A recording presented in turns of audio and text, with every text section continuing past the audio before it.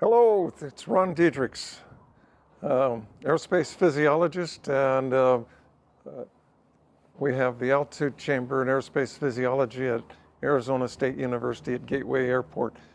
Please come and see us, and we'll sell you some life assurance.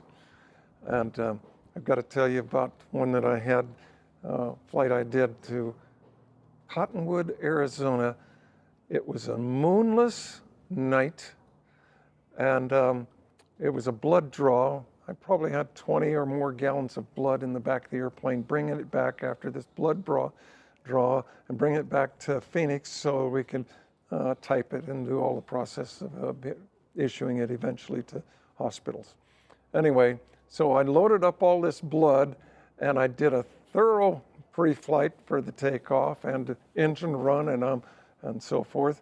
And as I take the runway and make all the radio calls, runway heading is checked, and I bring the power up and airspeed's alive.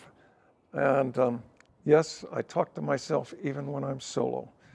40 knots, 50 knots, 60 knots, 70 knots, 80 knots, rotate, positive rate, gear up.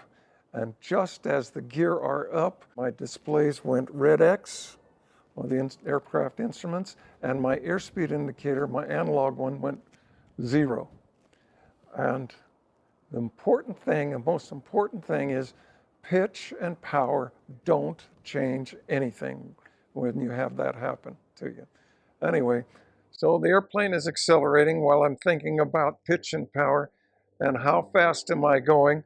So I looked down at my Garmin 796 and my Garmin 530 WAS and 430 WAS and my 696 and so forth, and they've all got ground speed, and I'm now doing 110 knots ground speed. Well, let's accelerate to somewhere above 120 to 130 knots ground speed. I know it'll be good, and you make a right-hand turn. At Cottonwood, Arizona, when you're taking off to the north-northwest, do not make a left turn because there's mountains there. But I made the right-hand turn, and I gave Phoenix Tracon a call, and I don't recall the frequency, 133.57, I think. And said, Phoenix Bonanza 777 Victor Bravo, airborne off of Cottonwood. I don't know if I should declare an emergency, but I'm basically flying the airplane on a handheld Garmin. And maybe between you and me, I can get us safely back to Deer Valley Airport. Well, I expected him to say fuel on board and souls on board, and him to declare the emergency, because I had not declared the emergency. But he didn't. He gave me a squawk. And so I climbed right up to 9,500 feet GPS altitude, which is probably close enough that he wouldn't complain when you're low altitude. And he handed me off to Phoenix Tracon 20.7. And obviously he hadn't told him that I was having any difficulties. And so I can fly in, hand flying the airplane, and I get the ATIS for Deer Valley Airport, and give them a call with the ATIS at Deer Valley Tower, and they clear me for right base to 25 left, and I didn't read it back. I said, Deer Valley, how fast, 777 Victor Bravo, how fast am I going? I've got you at 150 knots.